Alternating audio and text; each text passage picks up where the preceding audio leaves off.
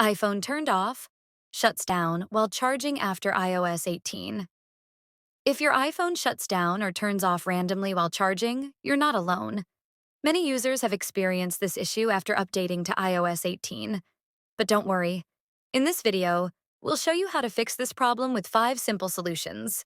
The first solution is restarting your iPhone.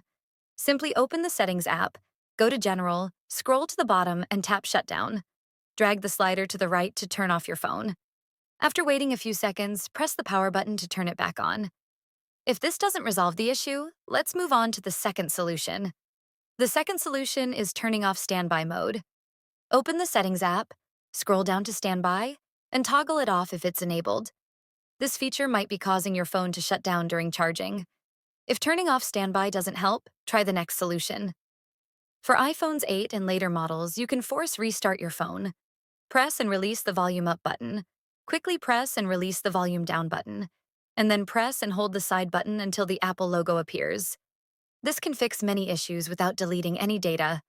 Next, make sure your iPhone is running the latest iOS version.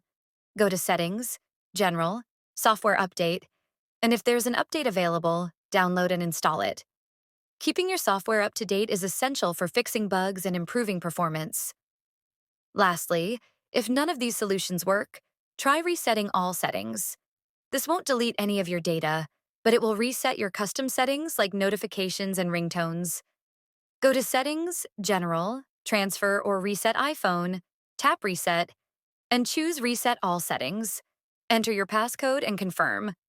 This should help resolve the issue once and for all. And that's it. These solutions should fix your iPhone if it's shutting down while charging.